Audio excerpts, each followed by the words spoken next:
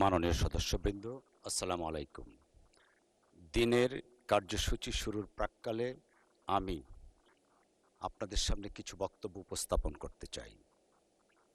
বিসমিল্লাহির রহমানির রহিম। মাননীয় সংসদ নেতা, বিরোধী দলের নেতা ও উপনেতা, মন্ত্রিসভার সদস্যবৃন্দ, চিফ হুইপ, হুইপবর্গ এবং মাননীয় সদস্যবৃন্দ, আসসালামু আলাইকুম। আজ আমার জীবনের রাজনৈতিক ও সংসদীয় অধ্যায়ের এক বিশেষ দিন। এই মহান সংসদের অধিবেশনে সভাপতিত্ব করায় আমি সংক্ষেপে কিছু কথা বলার সুযোগ হাতছাড়া করতে চাই না। আশা করি আপনারা ক্ষমাসুন্দর দৃষ্টিতে দেখবেন। মাননীয় সদস্যবৃন্দ, মহান জাতীয় সংসদের ডেপুটি স্পিকার হিসাবে দায়িত্ব গ্রহণ করতে পেরে আমি অত্যন্ত সম্মানিত বোধ করছি। সংসদের সকল মাননীয় সদস্য আমাকে ডেপুটি স্পিকার হিসাবে নির্বাচিত করে যে আস্থা ও সম্মান প্রদর্শন করেছেন, তার জন্য আমি মাননীয় সংসদ নেতা এবং মাননীয় প্রধানমন্ত্রী সহ সকল সদস্যগণের প্রতি আন্তরিক কৃতজ্ঞতা প্রকাশ করছি। একই সাথে আমি কৃতজ্ঞতা প্রকাশ করছি নেত্রকোনা 1 কলমাকান্দা দুর্গাপুর এর জনগণের প্রতি, যাদের সমর্থনে আজ আমি সংসদ সদস্য হতে পেরেছি। সম্মানিত সদস্যবৃন্দ, আমাদের জাতির ইতিহাস শুরু হয়েছে ত্যাগ ও সংগ্রামের মধ্য দিয়ে। মহান মুক্তিযুদ্ধ আমাদের স্বাধীনতার ভিত্তি। সেই যুদ্ধে লাখো শহীদের আত্মত্যাগ এবং বীর মুক্তিযোদ্ধাদের সাহসিকতার ফলেই আমরা স্বাধীন বাংলাদেশ অর্জন করতে পেরেছি। এই পবিত্র সংসদ থেকে আমি তাদের প্রতি গভীর শ্রদ্ধা নিবেদন করছি। আমি গভীর শ্রদ্ধার সঙ্গে স্মরণ করছি শহীদ রাষ্ট্রপতি জিয়াউর রহমান বীর উত্তমকে, যিনি স্বাধীনতার ঘোষণা দিয়ে সমগ্র জাতিকে যুদ্ধে ঝাঁপিয়ে পড়ার আহ্বান জানিয়েছিলেন। স্বাধীনতা উত্তর বাংলাদেশে তিনি বহুদলীয় গণতন্ত্র প্রতিষ্ঠা করেছিলেন এবং রাষ্ট্র পুনর্গঠনে গুরুত্বপূর্ণ ভূমিকা পালন করেছিলেন। আমি একই সাথে শ্রদ্ধার সঙ্গে স্মরণ করছি সাবেক প্রধানমন্ত্রী বেগম খালেদা জিয়াকে, যিনি স্বৈরাচার বিরোধী আন্দোলনের নেতৃত্ব দিয়ে 1991 সনের জাতীয় সংসদ নির্বাচনে বিজয়ী হওয়ার পর বাংলাদেশে সংসদীয় গণতন্ত্র পুনঃপ্রতিষ্ঠা করেছিলেন। আমৃত্যু তিনি ফ্যাসিবাদ বিরোধী আন্দোলনের নেতৃত্ব দিয়ে বাংলাদেশের ইতিহাসে সবচেয়ে জনপ্রিয় রাজনৈতিক ব্যক্তিত্ব হিসাবে আবির্ভূত হয়ে মাদার অফ ডেমোক্রেসি উপাধিতে ভূষিত হয়েছিলেন। মাননীয় সদস্যবৃন্দ, 2024 সনের ঐতিহাসিক ছাত্র গণ অভ্যুত্থান ফ্যাসিবাদের পতন ঘটিয়ে গণতন্ত্রের দ্বার উন্মুক্ত করেছে। জুলাই অগাস্টের বীর শহীদদের আত্মত্যাগের কারণেই আজ আমরা সংসদীয় গণতন্ত্র পুনঃপ্রতিষ্ঠা করতে পেরেছি। জুলাই গণ অভ্যুত্থান আমাদের স্মরণ করিয়ে দেয় যে জনগণের শক্তি গণতন্ত্রের প্রকৃত ভিত্তি।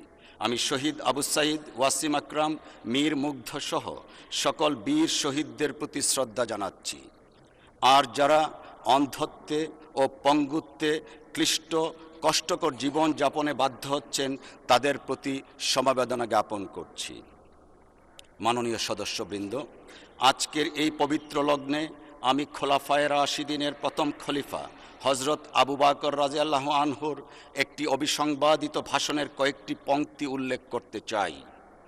খেলাফতের দায়িত্ব নিয়ে অভিষেকের অভিভাষণে তিনি বলেছিলেন, আপনারা আমার উপর দায়িত্ব অর্পণ করলেও আমি আপনাদের মধ্যে শ্রেষ্ঠ মানুষ নই।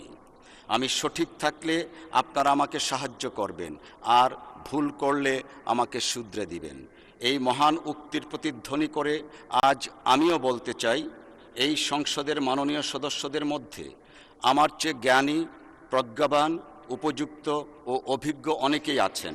সম্মানিত অভিজ্ঞ সদস্যদের প্রতি বিনীত অনুরোধ করছি, দয়া করে আপনারা আমাকে সাহায্য করবেন, ভুল করলে শুধরে দেবেন, যাতে আমি সঠিকভাবে দায়িত্ব পালন করতে পারি, যাতে দেশবাসীর আশা আকাঙ্ক্ষার প্রতীক এই মহান সংসদ সঠিকভাবে পরিচালিত হয়। মাননীয় সদস্যবৃন্দ, বাংলাদেশের জাতীয় সংসদ আমাদের প্রজাতন্ত্রের গণতান্ত্রিক কাঠামোর কেন্দ্রবিন্দু। জনগণের সার্বভৌম ক্ষমতা তাদের নির্বাচিত প্রতিনিধিদের মাধ্যমে প্রতিফলিত হয় এই মহান সংসদে। এই সংসদ শুধু আইন প্রণয়নের স্থান নয়, বরং একই সাথে জনগণের নিকট সরকারের জবাবদিহিতার জায়গাও বটে। মাননীয় সদস্যবৃন্দ, গণতন্ত্রের মূল ভিত্তি হল আইনের শাসন, মানবাধিকার এবং সাংবিধানিক প্রতিষ্ঠানগুলোর কার্যকারিতা। বিখ্যাত সাংবিধানিক চিন্তাবিদ এবি ডাইসি তার বিখ্যাত আইনের শাসন তত্ত্বে বলেছেন, no man is above the law and every person, whatever his rank or condition, is subject to the ordinary law of the realm. তার এই নীতি আইনের শাসনের সার কথা। আইন সকলের জন্য সমান, সরকার কিংবা জনগণ কেউই আইনের ঊর্ধ্বে নয়। মাননীয় সদস্যবৃন্দ, একটি কার্যকর সংসদীয় গণতন্ত্রে সরকার এবং বিরোধী দল উভয়ই গুরুত্বপূর্ণ ভূমিকা পালন করে থাকেন। সরকার জনগণের দেয়া ম্যান্ডেট অনুযায়ী রাষ্ট্র পরিচালনা করে এবং উন্নয়ন নীতি বাস্তবায়ন করেন। অপরদিকে বিরোধী দল সংসদের ভিতরে সরকারের কর্মকাণ্ডের গঠনমূলক সমালোচনা, বিশ্লেষণ, পর্যালোচনা এবং জবাবদিহিতা নিশ্চিত করেন। সরকার ও বিরোধী দল উভয় মিলেই জনগণের প্রতিনিধিত্ব করেন। গণতান্ত্রিক ব্যবস্থায় বিরোধী দল সরকারের প্রতিপক্ষ নয়, বরং তাঁরা গণতন্ত্রের অপরিহার্য অংশ। একটি শক্তিশালী বিরোধী দল সংসদীয় ব্যবস্থাকে আরও কার্যকর এবং বিশ্বাসযোগ্য করে গড়ে তোলেন। জাতীয় স্বার্থে সমগ্র সংসদকে ঐক্যবদ্ধ ভূমিকা পালন করতে হয়। এক্ষেত্রে জাতীয় সংসদ অধিবেশনের সূচনায় মাননীয় প্রধানমন্ত্রী ও সংসদ নেতা যে বক্তব্য রেখেছেন তা অত্যন্ত আশাব্যঞ্জক। পাশাপাশি মাননীয় বিরোধী দলীয় নেতা এবং অন্যান্য সদস্যগণও সহযোগিতামূলক মনোভাব প্রদর্শন করেছেন। আমরা পারস্পরিক সহযোগিতা ও শ্রদ্ধার মাধ্যমে জাতির সামনে একটা দৃষ্টান্ত স্থাপন করতে পারি। এক্ষেত্রে রাষ্ট্রবিজ্ঞানী এডমন্ড বার্গ একটি উক্তি প্রণিধানযোগ্য। তিনি বলেছেন, parliament is not a Congress of ambassadors from different and hostile interest, but a deliberative assembly of one nation with one interest, that of the whole. মাননীয় সদস্যবৃন্দ, এই সংসদের ডেপুটি স্পিকার হিসাবে আমি মাননীয় স্পিকারের নির্দেশনা অনুযায়ী সংসদ পরিচালনায় মাননীয় স্পিকারকে সহযোগিতা করব। এক্ষেত্রে আমার প্রথম এবং প্রধান দায়িত্ব হল নিরপেক্ষতা বজায় রাখা। আমি আপনাদের প্রত্যেককে আশ্বস্ত করছি যে সংসদের প্রতিটি সদস্যের অধিকার, মর্যাদা এবং সুযোগের সমতা রক্ষায় আমি সর্বদা নিরপেক্ষভাবে দায়িত্ব পালন করব। তার অংশ হিসাবে ইতিমধ্যে আমি সরকার এবং দলের পদ থেকে পদত্যাগ করেছি। মাননীয় সদস্যবৃন্দ, সংসদের কার্যক্রম পরিচালিত হবে সংবিধান, সংসদের কার্যপ্রণালী বিধি এবং দীর্ঘদিনের সংসদীয় রীতিনীতি ও ঐতিহ্য অনুযায়ী। সংসদীয় গণতন্ত্রের স্তুতিগাগার যুক্তরাজ্যে আমার পড়াশোনার কারণে আমি তাদের সংসদীয় রীতিনীতি দেখার কম বেশি সুযোগ পেয়েছি। আমরাও ওয়েস্টমিনস্টার স্টাইলের গণতন্ত্র চর্চা করে একটি শক্তিশালী গণতান্ত্রিক জাতি গঠনের সফলতা অর্জন করব বলে আমি বিশ্বাস করি। এক্ষেত্রে আমি মাননীয় সদস্যগণের আন্তরিক সহযোগিতা কামনা করছি। সংসদের মর্যাদা রক্ষা করা আমাদের সকলেরই দায়িত্ব। মতভেদ থাকবে, বিতর্কও হবে, কিন্তু তা অবশ্যই শালীনতা, যুক্তি এবং পারস্পরিক সম্মানের মধ্যে থাকা প্রয়োজন। জাতীয় সংসদ হবে জাতির দর্পণ। মাননীয় সদস্যবৃন্দ, আমাদের মনে রাখা আবশ্যক যে বাংলাদেশের জনগণ এই সংসদের দিকে তাকিয়ে থাকে তাদের আশা আকাঙ্ক্ষার প্রতিফলন দেখার জন্যে। তাই আমাদের দায়িত্ব হলো গণতন্ত্রকে শক্তিশালী করা, আইনের শাসন প্রতিষ্ঠা করা এবং মানবাধিকার রক্ষা করা। আমরা যেন সবসময় মনে রাখি, আমরা সবাই জনগণের প্রতিনিধি এবং জনগণের কল্যাণই আমাদের সর্বোচ্চ লক্ষ্য।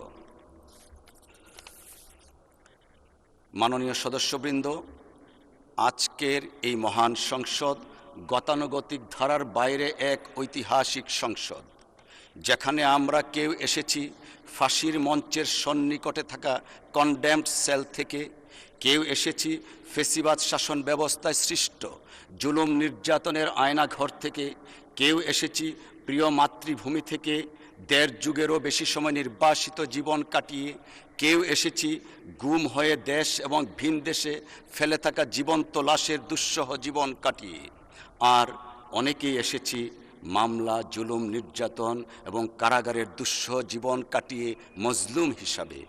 এই রকম সংসদ আমাদের জাতীয় জীবনের ইতিহাসে আর কখনো দেখা যায়নি, এমনকি বিশ্বের ইতিহাসেও বিরল।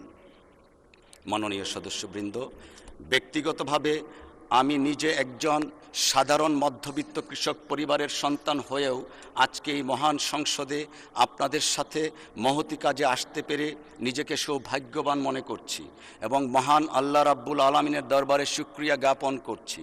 সেই সাথে মহান রবের সাহায্য কামনা করছি যেন আমরা সম্মিলিতভাবে ন্যায় ও ইনসাফ ভিত্তিক সমাজ তথা রাষ্ট্র প্রতিষ্ঠা করতে পারি। পরিশেষে আমি আবারও সংসদের সকল মাননীয় সদস্যগণকে ধন্যবাদ জানাই এবং আশা করি আপনাদের সহযোগিতায় আমরা এই সংসদকে একটি মর্যাদাকর, কার্যকর এবং গণতান্ত্রিক প্রতিষ্ঠান হিসাবে আরও শক্তিশালী করতে পারব ইনশাআল্লাহ। মহান আল্লাহ আমাদের সবাইকে সত্য ও ন্যায়ের পথে পরিচালিত করুন, আমিন। আপনাদের সকলকে ধন্যবাদ। আল্লাহ হাফেজ। বাংলাদেশ জিন্দাবাদ।